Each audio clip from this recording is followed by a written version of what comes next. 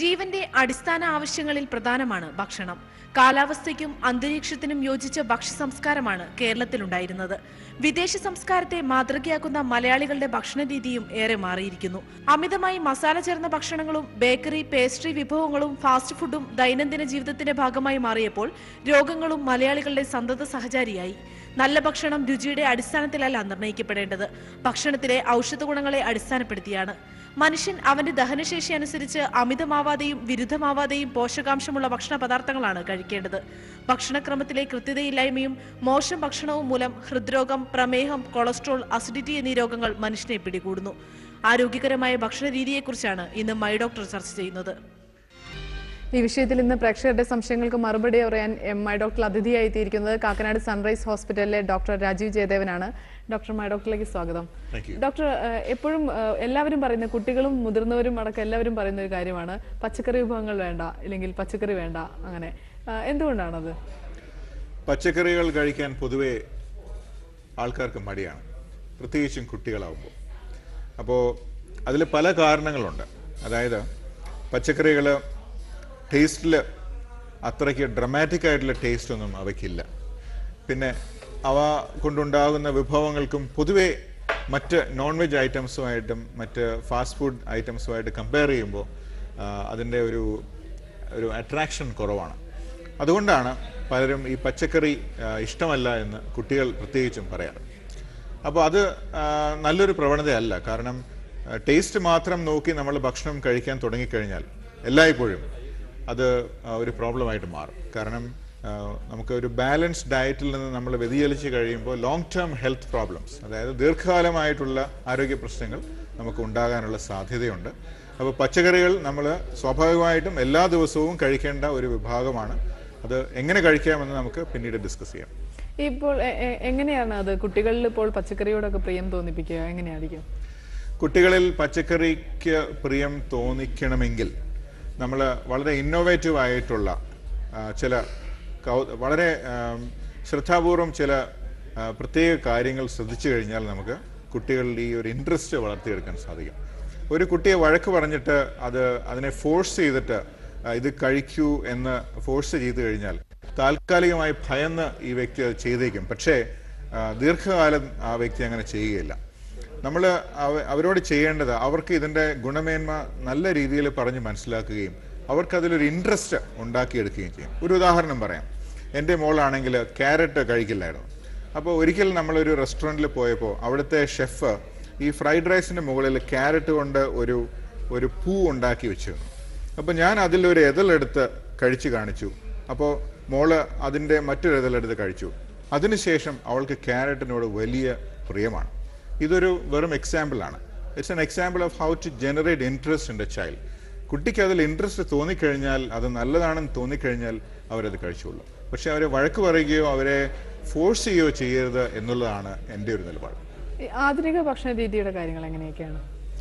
ആധുനിക ഭക്ഷണ രീതി വളരെ നല്ലതാണ്. അതായത് നമുക്ക് സൗകര്യപ്രദമായിട്ട് ഒരുപാട് സൗകര്യങ്ങൾ ആധുനിക ഭക്ഷണ രീതി നമുക്ക് തരുന്നുണ്ട്. നമുക്ക് അധികം പണിപ്പെടാതെ ഒരു സദ്യ ഒരുക്കാനും അങ്ങനെയുള്ള പല സൗകര്യങ്ങളും നമുക്ക് കിട്ടുന്നുണ്ട്. കുക്ക് ചെയ്യാതെ തന്നെ നമുക്ക് ഒരു ഫുൾ മീൽ കഴിക്കാനുള്ള ഒരു സൗകര്യം, ഇതൊക്കെ പണ്ട് കാലത്തെ അപേക്ഷിച്ച് ഇപ്പോൾ നമുക്കുള്ള സൗകര്യങ്ങളാണ്. പക്ഷേ ഈ സൗകര്യങ്ങളോടൊപ്പം തന്നെ അതിൻ്റെ ചില സൈഡ് എഫക്ട്സും വന്നു തുടങ്ങിയിട്ടുണ്ട്. ഞാൻ നേരത്തെ പറഞ്ഞു, ടേസ്റ്റിനെ ആസ്പദമാക്കിയിട്ടാണ് പലപ്പോഴും ഫുഡ് കഴിക്കുന്നത്. വല്ലപ്പോഴും ആണെങ്കിൽ സാരമില്ല. പക്ഷെ പതിവായിട്ട് ടേസ്റ്റി ഫുഡ് മാത്രം കഴിച്ചുകൊണ്ടിരുന്നു കഴിഞ്ഞാൽ ആരോഗ്യ നില അതനുസരിച്ച് മെച്ചപ്പെടുകയില്ലെന്ന് മാത്രമല്ല പല അസുഖങ്ങളും നമ്മൾ വരുത്തി വയ്ക്കുകയും ചെയ്യും. ഇപ്പോൾ ഈ ഫാസ്റ്റ് ഫുഡ് എന്ന് പറയുമ്പോൾ രണ്ട് രീതിയിലുണ്ട്. ഒന്ന് നമ്മൾ ഹോട്ടലിൽ നിന്ന് വാങ്ങുന്ന ഭക്ഷണം, പിന്നെ ഉള്ളത് ബേക്കറിയിൽ നിന്ന് വാങ്ങുന്നത്. അപ്പോൾ ബേക്കറിയിൽ നിന്ന് നമ്മളൊരു ഏതെങ്കിലും ഒരു പദാർത്ഥം വാങ്ങിക്കുമ്പോൾ നമ്മൾ അവിടെ ഒരു ട്രാൻസാക്ഷൻ നടക്കുകയാണ്. You are paying a fixed amount of money. ഇത്ര പണം കൊടുത്തിട്ട് സാധനം നമ്മൾ വാങ്ങിക്കുകയാണ്. അവിടെ ഒരു കരാർ ഉണ്ടാക്കുകയാണ്. ഈ കരാർ എന്താണ്?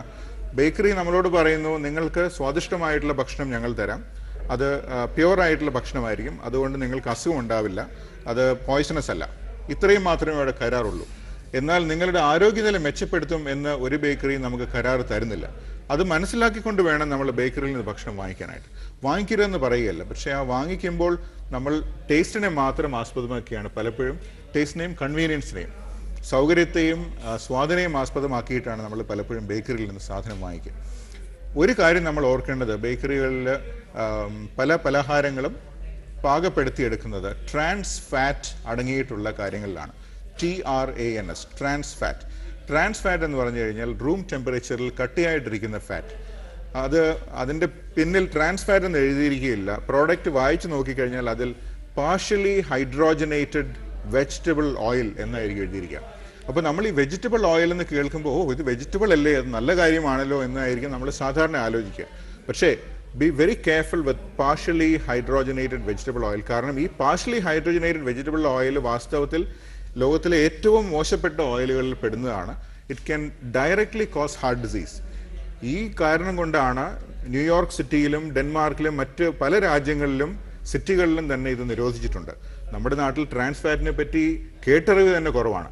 എങ്കിലും അടുത്ത ഒരു കടയിൽ പോയപ്പോൾ അവിടെ എഴുതിയിരിക്കുന്നത് കണ്ടു, we do not use trans fat in our cooking. ഇത് വളരെ സ്വാഗതാർഹമാണ്. അതായത് അവരുടെ കുക്കിങ്ങിൽ അവർ ട്രാൻസ് ഫാറ്റ് ഉപയോഗിക്കുന്നില്ല എന്ന ഒരു ഡെക്ലറേഷൻ ഈ കടയിൽ ഞാൻ ശ്രദ്ധിച്ചിരുന്നു. ഡോക്ടർ, നമുക്കൊരു കോൾ ഉണ്ട്. ആരാണ് സംസാരിക്കുന്നത്? ഞാൻ ടീച്ചറാണ്, പയ്യന്നൂരിൽ നിന്ന്.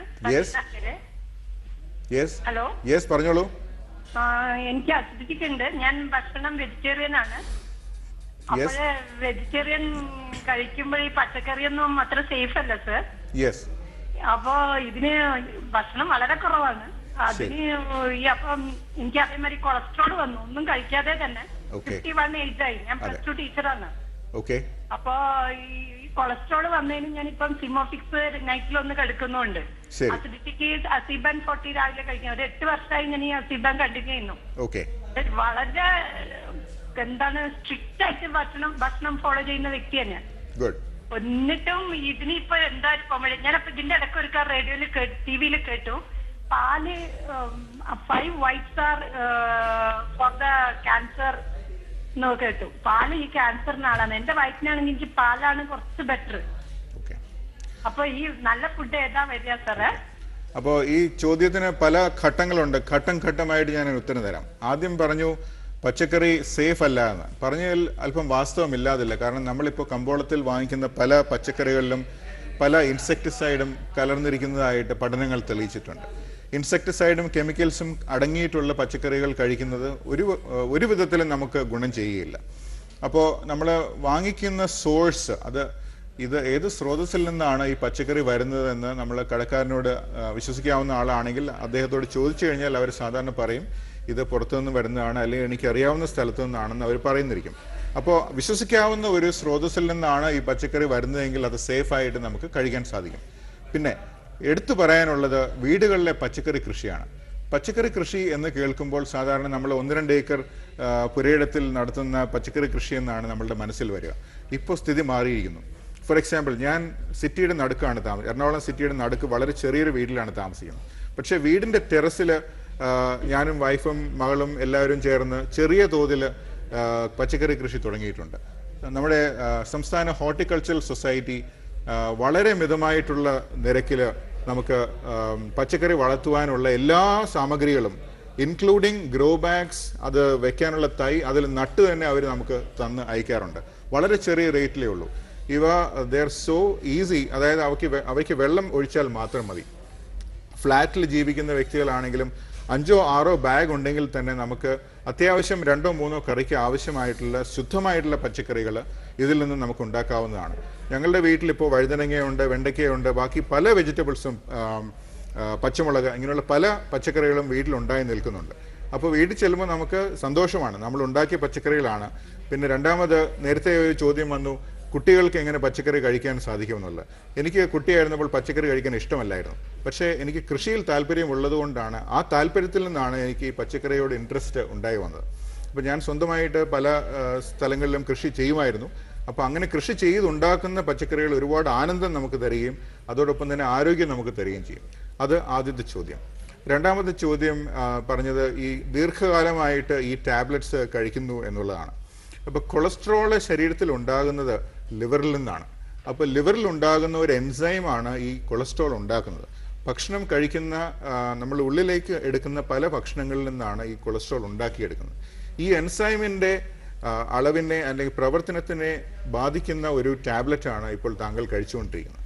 അപ്പോൾ പലപ്പോഴും നമ്മൾ ഭക്ഷണം നിയന്ത്രിച്ചാൽ പോലും കൊളസ്ട്രോളിൻ്റെ അളവ് അതനുസരിച്ച് കുറയുന്നില്ല എന്ന് തോന്നിയേക്കാം. അങ്ങനെയുള്ളവരാണ് ഈ ടാബ്ലറ്റ് കഴിക്കേണ്ട ആവശ്യമായിട്ട് വരുന്നത്. പക്ഷേ ഇതൊരു ഡോക്ടറുടെ മേൽനോട്ടത്തിൽ മാത്രമേ ഇങ്ങനെയുള്ള ടാബ്ലറ്റ് കഴിക്കാൻ പാടുള്ളൂ. ഡോക്ടർ, എല്ലാവർക്കും ഇഷ്ടമുള്ളതാണ് ഈ ശീതളപാനീയങ്ങൾ.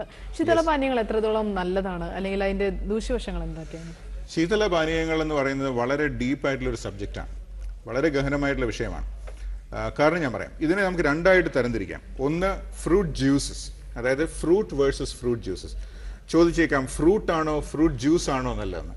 അപ്പോൾ നമ്മൾ സാധാരണ കോമൺ സെൻസ് ഉള്ളവർ പറയും, ഫ്രൂട്ട് ആകുമ്പോൾ ഇത്രയും സാധനമുണ്ടല്ലോ, അതിൻ്റെ സത്ത് മാത്രം പിഴിഞ്ഞെടുത്ത് കഴിച്ചാൽ പോരെ, അതിൻ്റെ എല്ലാ ഗുണവും നമുക്കുള്ളിൽ ചെല്ലുകയില്ലേ എന്നൊരു നിലപാട് പലയിടത്തും നിലവിലുണ്ട്. അത് തീർത്തും തെറ്റാണ്. കാരണം ഈ ഫ്രൂട്ടിൻ്റെ ഏറ്റവും നല്ല ഭാഗങ്ങൾ കളഞ്ഞതിന് ശേഷമാണ് നമ്മൾ അതിൻ്റെ സത്ത് എന്ന് നമ്മൾ വിളിക്കുന്ന ജ്യൂസ് എടുക്കുന്നത്. നല്ല ഭാഗം എന്താണ്? ഇറ്റ് ഇസ് ദ ഫൈബർ, അതിനകത്തുള്ള നാരിൻ്റെ അംശം. ഈ നാരിൻ്റെ അംശം ഉണ്ടെങ്കിൽ മാത്രമേ ഈ ഫ്രൂട്ടിലുള്ള കാര്യങ്ങൾ നമ്മുടെ ശരീരം ശാസ്ത്രീയമായിട്ട് അബ്സോർബ് ചെയ്യുകയുള്ളൂ, ആഗിരണം ചെയ്യുകയുള്ളൂ. ഇതിൻ്റെ ഫൈബർ എടുത്ത് കളഞ്ഞിട്ട് നമ്മൾ ഈ ജ്യൂസ് മാത്രം കുടിച്ചു കഴിഞ്ഞാൽ we are basically giving our cells an intravenous injection of fructose. Fructose എന്ന് പറയുന്ന ഒരു കാർബോഹൈഡ്രേറ്റ് ഉണ്ട്, FRUCTOSE. ഗൂഗിളിൽ ഫ്രക്ടോസ് എന്ന് നോക്കിക്കഴിഞ്ഞാൽ ഒരുപാട് അറിവ് അതിനെപ്പറ്റി ഉണ്ടാവും. ഈ ഫ്രക്ടോസ് വളരെ ഡേഞ്ചറസ് ആണ്. കാരണം ഈ ഫ്രക്ടോസ് നമ്മുടെ തലച്ചോറിൻ്റെ ആ റിസപ്റ്ററിൽ ചെന്ന് കഴിഞ്ഞാൽ നമുക്ക് വിശപ്പ് ശമിക്കുകയില്ല. അതുകൊണ്ടാണ് നമ്മൾ ബുഫേക്കും മറ്റും പോകുമ്പോൾ അവരൊരു ഫ്രൂട്ട് ജ്യൂസ് കൊണ്ടും തന്നതിന് ശേഷം നമുക്ക് പെട്ടെന്ന് വിശപ്പ് കൂടുന്നത് അതുകൊണ്ടാണ്. കാരണം ഈ ഫ്രക്ടോസ് ചെന്നിട്ട് നമ്മുടെ ആപ്പറ്റൈറ്റ് സെൻറ്റർ ഉണ്ട്, നമ്മുടെ ബ്രെയിനിൻ്റെ അകത്തുള്ള ഹൈപ്പോതലാമസിൽ ഒരു ആപ്പറ്റൈറ്റ് സെൻറ്റർ ഉണ്ട്, വിശപ്പിനെ നിയന്ത്രിക്കുന്ന സെൻറ്റർ. ഈ സെൻറ്ററിൻ്റെ പ്രവർത്തനത്തെ ഈ ഫ്രക്ടോസ് താറുമാറാക്കും. അപ്പോൾ നമുക്ക് വിശന്നുകൊണ്ടേയിരിക്കും. അപ്പോൾ വിശന്നുകൊണ്ടേയിരിക്കുമ്പോൾ അമിതമായിട്ട് നമ്മൾ ഭക്ഷിക്കുന്നതനുസരിച്ച് നമുക്ക് വണ്ണം കൂടും. അതുകൊണ്ടാണ് ഈ ജ്യൂസ് വല്ലപ്പോഴും കഴിക്കാമെന്നുള്ളതല്ലാതെ it is preferable that you use whole fruit, അതായത് മുഴുവനായിട്ടുള്ള ഫ്രൂട്ട് കഷ്ണമായിട്ട് കഴിക്കുന്നതാണ് ഏറ്റവും ഉത്തമം. ഡോക്ടർ, ഒരു കോൾ കൂടെ ഉണ്ട് നമുക്ക്. ആരാണ് സംസാരിക്കുന്നത്? ഇത് വൈക്കത്തുനിന്നാണ്. യെസ്, രാമചന്ദ്രൻ നായിരുന്നു. How are you? ഞാൻ ആൻജിയോപ്ലാസ്റ്റി കഴിഞ്ഞാണ്. ഓക്കെ. ആൻജിയോപ്ലാസ്റ്റി ചെയ്ത് കഴിഞ്ഞാണ്. ഉണ്ട്, കൊളസ്ട്രോൾ ഉണ്ട്. നമ്മുടെ ഡയറ്റ് എങ്ങനെയാണെന്നുള്ള അറിയാനായിട്ടാണ്. അപ്പോൾ ആൻജിയോപ്ലാസ്റ്റി കഴിഞ്ഞ വ്യക്തിയാണ്, പ്രഷറും കൊളസ്ട്രോളും ഉണ്ട്. അപ്പോൾ ആദ്യം നമ്മൾ ശ്രദ്ധിക്കേണ്ടത് കഴിക്കുന്ന ഭക്ഷണത്തിൽ കൊളസ്ട്രോൾ തീരെ ഇല്ലാത്ത ഭക്ഷണം വേണം കഴിക്കുവാനായിട്ട്. കൊളസ്ട്രോൾ അടങ്ങിയിട്ടുള്ള ഭക്ഷണം എന്ന് പറയുന്നത് മുട്ടയുടെ മഞ്ഞക്കരു, പിന്നെ ഉള്ളത് ചുവന്ന ഇറച്ചി, പിന്നെ ഫ്രൈഡ് ആയിട്ടുള്ള ഐറ്റംസ്, വെളിച്ചെണ്ണ, ഇങ്ങനെയുള്ള കാര്യങ്ങളിൽ സാച്ചുറേറ്റഡ് ആയിട്ടുള്ള ഫാറ്റ്സ് കൂടുതലായിട്ടുണ്ട്. അത് കഴിവതും ഒഴിവാക്കുന്നത് നല്ലത്. പിന്നെ ആൻറ്റി ഓക്സിഡൻസ് കൂടുതലുള്ള ഭക്ഷണം കഴിക്കുന്നത് നല്ലതാണ്. ആൻറ്റി ഓക്സിഡൻസ് എന്ന് പറഞ്ഞാൽ ശരീരത്തിൽ ഉണ്ടാകുന്ന പോയ്സണസ് ആയിട്ടുള്ള വിഷാംശം കലർന്നിട്ടുള്ള ഓരോ തന്മാത്രകളെ അവ ന്യൂട്രലൈസ് ചെയ്യുന്ന കാര്യങ്ങളാണ് ആൻറ്റി ഓക്സിഡൻസ്. ഒരുപാട് ഡോസൊന്നും വേണ്ട. പക്ഷെ സാധാരണ കഴിക്കുന്ന ഫ്രൂട്ട്സ്, സാധാരണ കിഴങ്ങല്ലാത്ത രീതിയിലുള്ള പച്ചക്കറികൾ, ഇതിലെല്ലാം ആൻറ്റി ഓക്സിഡൻസ് ധാരാളമുണ്ട്. പിന്നെ സൂക്ഷിക്കേണ്ടത് അന്നജത്തിൻ്റെ അളവാണ്, കാർബോഹൈഡ്രേറ്റിൻ്റെ അളവാണ്. ചോറിൻ്റെ അളവ് നന്നായിട്ട് നിയന്ത്രിച്ചു കഴിഞ്ഞാൽ, ചോറെന്ന് പറയുന്നത് സ്റ്റാർച്ചാണ്, സ്റ്റാർച്ച് ഇസ് എ കാർബോഹൈഡ്രേറ്റ്. ഈ കാർബോഹൈഡ്രേറ്റ് എന്ന് പറയുന്നത് ഗ്ലൂക്കോസ് മോളിക്യൂൾസ് കോർത്തിണക്കിയ വളരെ അനന്തമായിട്ടുള്ളൊരു ശൃംഖലയാണ്. അപ്പോൾ ഈ സ്റ്റാർച്ച് എന്ന് പറയുന്നതും പഞ്ചസാര എന്ന് പറയുന്നതും തത്വത്തിൽ ഒന്ന് തന്നെയാണ്. കാരണം ഉള്ളിൽ ചെല്ലുന്നത് ഗ്ലൂക്കോസ് ആയിട്ടാണ്. അതുകൊണ്ട് ചോറിൻ്റെ അളവ് ഒരു പരിധി നിയന്ത്രിക്കുന്നത് നന്നായിരിക്കും. 1-1.5 കപ്പ് ചോറായിരിക്കണം നമ്മൾ ഒരു സമയത്ത് കഴിക്കാനുള്ളത്. പിന്നെ അധികം പതിവ് തെറ്റാതെ കഴിക്കുകയും കൃത്യമായിട്ടുള്ള വ്യായാമം എല്ലാ ദിവസവും ചെയ്യുകയും വേണം. ഡോക്ടർ, ഒരു കോൾ കൂടെ ഉണ്ട്. ആരാണ് സംസാരിക്കുന്നത്? ഞാൻ കോട്ടയം ജില്ലയിൽ കല്ലറ എന്ന സ്ഥലത്തുനിന്ന് ഹരി. ഡോക്ടർ ഉണ്ടോ? ഡോക്ടറോട് ചോദിച്ചോളൂ. ഹലോ. യെസ്, പറഞ്ഞോളൂ. ഡോക്ടർ, എനിക്ക് വർഷങ്ങളായിട്ട് ഒരു 7 വർഷമായിട്ട് കൊളസ്ട്രോൾ ഉള്ള വ്യക്തിയാണ്. ഓക്കെ. TG, അതായത് ലിപ്പിഡ് പ്രൊഫൈലിൽ TG വളരെ ഹൈ ആയിട്ട് വരുന്നത്. ഏതാണ്? ട്രൈഗ്ലിസറൈഡ് ആണോ? ട്രൈഗ്ലിസറൈഡ്. Yes yes. അത് ഏത് ഭക്ഷണ രീതി കഴിച്ചിട്ട് വ്യായാമം നടക്കുന്നൊക്കെ ഉണ്ട്.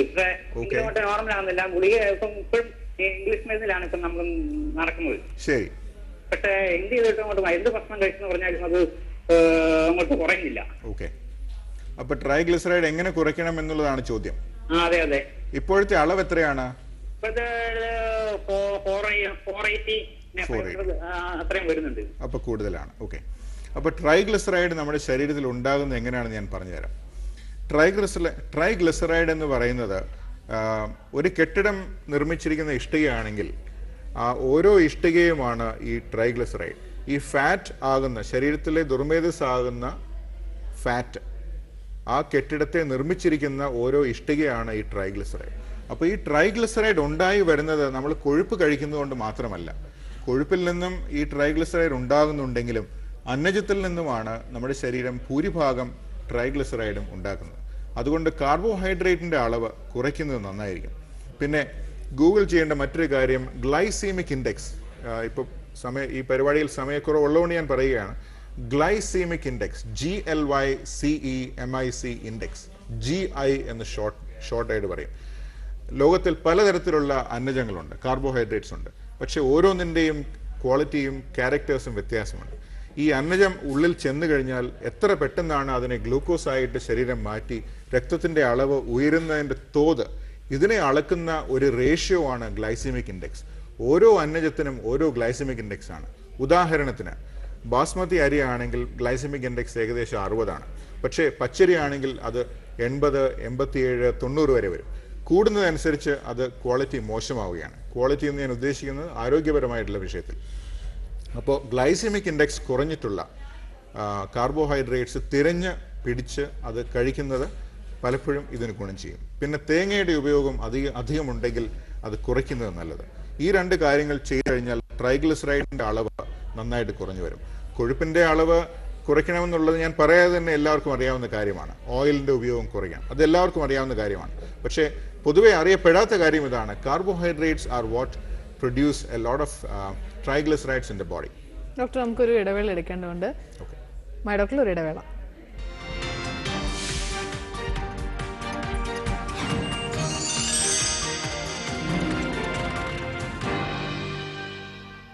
ഡോക്ടർ തുടരുന്നു. ഡോക്ടർ, നമുക്ക് സ്നാക്സിലേക്ക് വരാം. കുട്ടികൾക്ക് സ്കൂളിൽ പോകുമ്പോൾ സ്നാക്സ് കൊടുത്തുവിടുന്നത് ഇപ്പോൾ പതിവാണ്. അപ്പോൾ എന്ത് സ്നാക്സ് ആയിരിക്കാം? കുട്ടികൾക്ക് അതങ്ങനെ സ്നാക്സ് കൊടുത്തുവിടുന്നത് നല്ലതാണോ? ഇല്ലെങ്കിൽ കൊടുത്തുവിടുകയാണെങ്കിൽ എന്ത് ഭക്ഷണം കൊടുത്തുവിടണം അവർക്കൊരു ഇടവേളകളിൽ കഴിക്കുവാനായിട്ട്? വളരെ നല്ലൊരു ചോദ്യമാണ് ഇപ്പോൾ ചോദിച്ചത്. അത് ഓരോ സ്കൂളിൻ്റെയും രീതി അനുസരിച്ചിരിക്കും.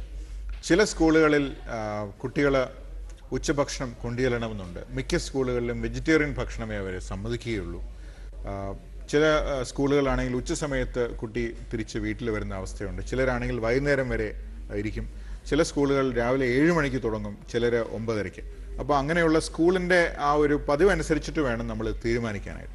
പക്ഷെ ചുരുക്കി പറഞ്ഞാൽ കുട്ടികൾ സ്കൂളിലേക്ക് കൊണ്ടുപോകുന്ന ഭക്ഷണം നമ്മൾ അഡൽട്ട്സ്, പ്രായപൂർത്തിയായവർ കഴിക്കുന്ന ഭക്ഷണത്തിൻ്റെ ഒരു ചെറിയ പോർഷനാണ് അവരും കൊണ്ടുപോകേണ്ടത്. ഏറ്റവും എളുപ്പം എന്ന് പറയുന്നത് രാവിലെ ബ്രേക്ക്ഫാസ്റ്റിനുണ്ടാക്കുന്ന കാര്യങ്ങൾ, അതായത് പ്രഭാത ഭക്ഷണത്തിന് ഉണ്ടാക്കുന്ന അതേ പലഹാരം തന്നെ ഒരു ചെറിയ അളവിൽ കുട്ടിക്ക് കൊടുത്തു വിടുന്നതാണ് ഏറ്റവും നല്ലത്. അതിന് പല അഡ്വാൻറ്റേജസ് ഉണ്ട്, പല ഗുണങ്ങളുണ്ട്. ഒന്ന്, അത് പ്യുവറായിരിക്കും, അതിനകത്ത് അത് പഴകിയ ഭക്ഷണമാകുന്നില്ല. 2, കുട്ടിക്ക് പൊതുവെ ഇഷ്ടമുള്ള ഭക്ഷണമായിരിക്കും രാവിലെ ബ്രേക്ക്ഫാസ്റ്റിന് ഉണ്ടാവുക, അല്ലെങ്കിൽ കുട്ടി ഭക്ഷണം കഴിക്കുകയില്ല. അതുകൊണ്ട് ഉച്ചയ്ക്ക് കഴിക്കുവാനും കുഴപ്പമില്ല.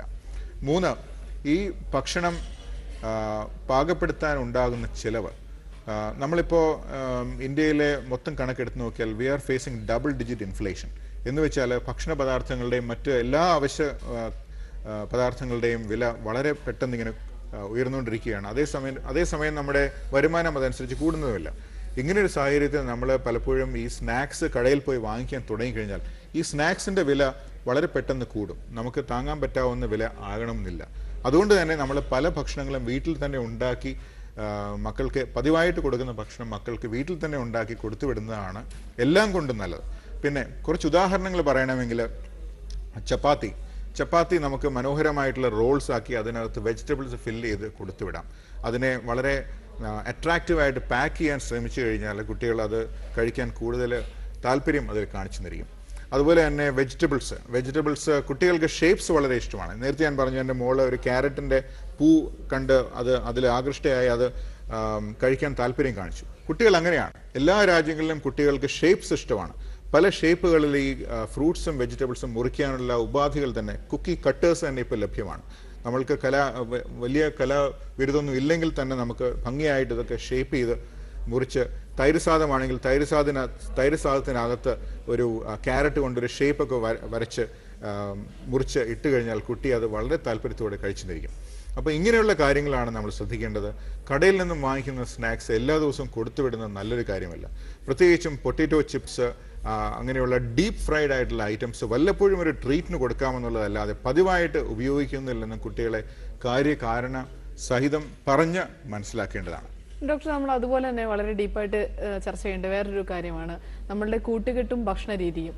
അത് സോഷ്യൽ നെറ്റ്വർക്കും ഭക്ഷണ രീതിയും തമ്മിൽ എങ്ങനെയാണ് ബന്ധപ്പെട്ടിരിക്കുന്നത്? ഇത് വളരെ വളരെ കണ്ടംപററി ആയിട്ടുള്ള, വളരെ ഇപ്പോഴത്തെ സാഹചര്യത്തിൽ വളരെ പ്രാധാന്യം അർഹിക്കുന്ന ഒരു ടോപ്പിക്കാണ്. ഒരുപക്ഷെ പലരും കേട്ടിട്ടില്ലാത്തൊരു ടോപ്പിക്കായിരിക്കാം. ഒരു 5 വർഷം മുമ്പ് ലോകത്തിലെ ഏറ്റവും പ്രശസ്തമായിട്ടുള്ള ശാസ്ത്രീയ ജേണൽ, അതായത് the new England journal of medicine, അതിലൊരു പഠനം വന്നിരുന്നു. അതായത് സോഷ്യൽ നെറ്റ്വർക്ക്, അതായത് ഒരു വ്യക്തിയുടെ സുഹൃത്ത് വലയത്തിൽ ഒരു വ്യക്തിയുടെ സുഹൃത്ത് വലയത്തിന് ഈ വ്യക്തിയുടെ ആരോഗ്യത്തിലുള്ള പങ്ക് എന്താണ്. അപ്പോൾ അവർ അന്വേഷിച്ചത് വളരെ സിമ്പിളായിട്ടുള്ള ഒരു ചോദ്യമാണ്. അതായത് അമിതവണ്ണം ഉള്ള വ്യക്തികളിൽ അവരുടെ കോൺടാക്റ്റുകളുടെ വണ്ണം കൂടുന്നുണ്ടോ ഇല്ലേ എന്നുള്ളതാണ് ചോദ്യം. അതിന് ഉത്തരം കണ്ടെത്തിയപ്പോൾ പലരും ഞെട്ടിപ്പോയി. കാരണം സാധാരണ വെയിറ്റ് ഉള്ള വ്യക്തികൾ പോലും ഇങ്ങനെയൊരു കൂട്ടായ്മയിൽ ചെല്ലുമ്പോൾ അവരുടെ വണ്ണം കൂടി വരികയാണ്. അതുപോലെ തന്നെ നല്ല ബോഡി ഷേപ്പും നല്ല ആരോഗ്യനിലയും കാത്തു സൂക്ഷിക്കുന്ന വ്യക്തികളുടെ സുഹൃത്ത് വലയത്തിൽ എത്തിപ്പെടുന്ന വ്യക്തികളുടെ ആരോഗ്യനില മെച്ചപ്പെടുന്നതായും കണ്ടെത്തിയിട്ടുണ്ട്. ഫ്രാമിംഗ്ഹാം ഹാർട്ട് സ്റ്റഡി എന്നുള്ള വളരെ പ്രശസ്തമായിട്ടുള്ള ഒരു സ്റ്റഡി ഉണ്ട്. ആ ഫ്രാമിംഗ്ഹാം ഹാർട്ട് സ്റ്റഡി എന്ന് പറഞ്ഞു കഴിഞ്ഞാൽ ഹാർട്ടിനെ മാത്രമല്ല ഒരു നഗരത്തിൻ്റെ തന്നെ എല്ലാ വ്യക്തികളുടെയും എല്ലാ ആരോഗ്യ വശങ്ങളും കൃത്യതയോടെ പരിശോധിക്കുന്ന ഒരു സ്റ്റഡിയാണ് ഈ ഫ്രാമിംഗ്ഹാം ഹാർട്ട് സ്റ്റഡി. അതിൽ നിന്നും വ്യക്തമായിരിക്കുന്നത് ഈ സോഷ്യൽ നെറ്റ്വർക്ക് ഒരാളുടെ ആരോഗ്യനിലയെ വളരെ വളരെ സിഗ്നിഫിക്കൻ്റ് ആയിട്ട് നിയന്ത്രിക്കുന്നു എന്നുള്ളതാണ്. അപ്പോൾ നമ്മൾ അറിഞ്ഞിരിക്കണം. ഒരു ഇടവേളയിലോട്ട് പോകാം. ഡോക്ടർ, ഒരു ഇടവേള കൂടി.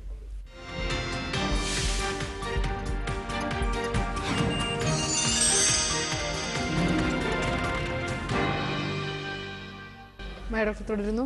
ഡോക്ടർ, നമ്മൾ സോഷ്യൽ നെറ്റ്വർക്കും നമ്മുടെ ആരോഗ്യസ്ഥിതിയെ പറ്റിയാണ് പറഞ്ഞിരുന്നത്. സോഷ്യൽ നെറ്റ്വർക്കിന്റെ കാര്യം പറയുകയായിരുന്നു. അപ്പോൾ ചുരുക്കി പറഞ്ഞാൽ നമ്മുടെ കൂട്ടുകെട്ട് എങ്ങനെയിരിക്കും എന്നുള്ളതിനെ ആശ്രയിച്ചിരിക്കും നമ്മുടെ ആരോഗ്യസ്ഥിതി. ഫോർ എക്സാമ്പിൾ, എൻ്റെ കൂട്ടുകെട്ടിൻ്റെ കാര്യം പറയാം. എൻ്റെ കൂടെ the people that I move വിത്ത് അവരെല്ലാവരും വളരെ ഹെൽത്ത് കോൺഷ്യസ് ആണ്. പലരും പ്രഭാതത്തിൽ വ്യായാമം ചെയ്യുന്നവരാണ്, ഭക്ഷണം സെൻസിബിളായിട്ട് കഴിക്കുന്നവരാണ്, അമിതവണ്ണം ഉള്ളവർ പൊതുവെ കുറവാണ്, സ്മോക്ക് ചെയ്യുന്നവരില്ല, മദ്യപിക്കുന്നവർ വളരെ കുറവാണ്. അങ്ങനെയൊരു നെറ്റ്വർക്കിലാണ് ഞാൻ തൽക്കാലം മൂവ് ചെയ്യുന്നത്. അപ്പോൾ അങ്ങനെയുള്ള നെറ്റ്വർക്കുകൾ നേരത്തെ തന്നെ ക്രിയേറ്റ് ചെയ്ത് എടുത്തു കഴിഞ്ഞാൽ, അവരവർ ജീവിക്കുന്ന സാഹചര്യത്തിനെ അനുസരിച്ചിട്ട് ഇങ്ങനെയുള്ള നെറ്റ്വർക്ക് നമ്മൾ ഉണ്ടാക്കി എടുത്തു കഴിഞ്ഞാൽ ആരോഗ്യനില അല്പം കുറഞ്ഞവരാണെങ്കിലും നമുക്ക് അവരെ അല്പം ഒന്ന് ഉയർത്തി അവരുടെ നിലവാരം നമുക്ക് ഉയർത്തുവാൻ സാധിക്കും. It's A very important concept. അത് ഫ്ലാറ്റുകളിലും മറ്റും ജീവിക്കുന്ന വ്യക്തികളാണെങ്കിൽ അവർക്ക് അവരുടേതായിട്ടുള്ള ഒരു നെറ്റ്വർക്ക് ഉണ്ടാക്കാവുന്നതാണ്. ആരോഗ്യ സംബന്ധമായിട്ടുള്ള വിഷയങ്ങൾ ഫേസ്ബുക്ക് വഴിയോ അല്ലാതെയോ നേരിട്ടോ ഫോൺ വഴിയോ ചർച്ച ചെയ്യുന്നതും വളരെ ഗുണം ചെയ്യും എന്നുള്ളതാണ്. പക്ഷേ ആരോഗ്യ സംബന്ധമായിട്ടുള്ള വിഷയങ്ങളെന്ന് പറയുമ്പോൾ ഒരു കാര്യം പറയാതെ വയ്യ.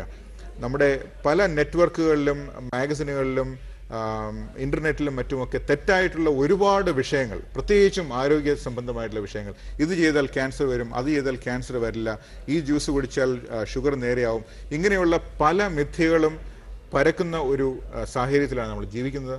Be very careful with poor quality information correct ആണെങ്കിൽ മാത്രം അത് വലിച്ചെടുക്കാനുള്ള കഴിവ് എല്ലാ വ്യക്തികൾക്കും ഉണ്ടാകണം. Just stay away from bad information. അപ്പോൾ അതുപോലെ നമ്മൾ ഈ എന്തെങ്കിലും പാർട്ടിയിൽ പോകുന്നു, ആ സമയത്ത് സമൃദ്ധമായിട്ട് ഭക്ഷണം കഴിക്കാൻ ലഭിക്കുന്ന ഒരു സാഹചര്യമാണ് ഇപ്പോൾ ഉള്ളത്. എങ്ങനെ നമുക്ക് ബാലൻസ് ചെയ്യാം ഒരു ഭക്ഷണം? പണ്ടൊക്കെ 10 വർഷം മുമ്പൊക്കെ ആണ്ടിലൊരിക്കൽ ഉണ്ടാകുന്ന ഒരു ബുഫേ സദ്യ ഇപ്പോൾ മിക്ക ദിവസവും ബുഫേ സദ്യ വരുന്ന ഒരു സാഹചര്യത്തിലേക്ക് നീങ്ങിക്കൊണ്ടിരിക്കുകയാണ്. Obviously we are progressing. പക്ഷേ അതോടൊപ്പം നമ്മൾ പിടിച്ചു നിൽക്കണമെങ്കിൽ, ആരോഗ്യനില മോശമാകാതിരിക്കണമെങ്കിൽ ചില മുൻകരുതലുകൾ നമ്മളെടുക്കും. അതിനാണ് ബാലൻസ്ഡ് ഡയറ്റ് എന്ന് പറയുന്നത്. ബാലൻസ്ഡ് ഡയറ്റ് എന്ന് പറഞ്ഞാൽ വളരെ സിമ്പിളായിട്ട് ഞാൻ പറഞ്ഞുതരാം. ഇപ്പോൾ ഈ TV പ്രോഗ്രാം കാണുന്ന പ്രേക്ഷകരോട് ഞാനൊരു കാര്യം പറയാം. എല്ലാവരും ഒരു കയ്യിലൊരു ഡിന്നർ പ്ലേറ്റ് എടുത്ത് കയ്യിൽ പിടിക്കുക. ഇത്രയും സാധാരണ നമ്മൾ ഭക്ഷണം കഴിക്കുന്ന ഒരു ഡിന്നർ പ്ലേറ്റ് എടുത്ത് കയ്യിൽ പിടിക്കുക. അത് വൃത്താകൃതിയിലുള്ള ഒരു ഡിന്നർ പ്ലേറ്റ് ആണ്, സാധാരണ ഡിന്നർ പ്ലേറ്റ്, അധികം കുഴിയുള്ളതല്ല. എന്നിട്ട് അതിൻ്റെ നടുക്ക് കൂടി ഒരു വര വരയ്ക്കുക, A vertical line dividing it into 2 halves. അതിൻ്റെ ഒരു ഹാഫിൽ നമ്മൾ പച്ചക്കറിയാണ് ഇടേണ്ടത്.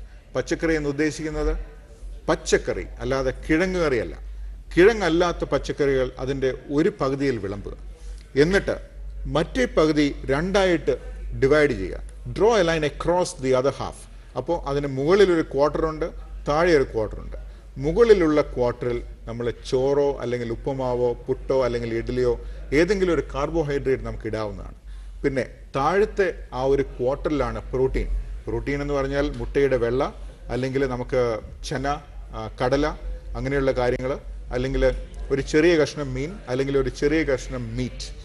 ഇത് ആണ് പ്രോട്ടീൻ സെർവിങ്. അപ്പോൾ ഇതാണ് വാസ്തവത്തിൽ അധികം വ്യായാമം ചെയ്യാത്ത, നമ്മളെപ്പോലെ സാധാരണ ജീവിതം നയിക്കുന്ന ഒരു വ്യക്തി ഒരു സമയം കഴിക്കേണ്ട ഭക്ഷണത്തിന്റെ ഒരു അളവാണ് ഈ പറഞ്ഞിരിക്കുന്നത്. ഡോക്ടർ, നമുക്ക് നമ്മുടെ സമയം ഇപ്പോൾ പൂർത്തിയായിരിക്കുകയാണ്. മൈ ഡോക്ടർ അതിഥിയെത്തിന് നന്ദി. It's A pleasure. Thank you. ഇന്നത്തെ മൈ ഡോക്ടറോട് പൂർണ്ണമാവുകയാണ്. നമസ്കാരം.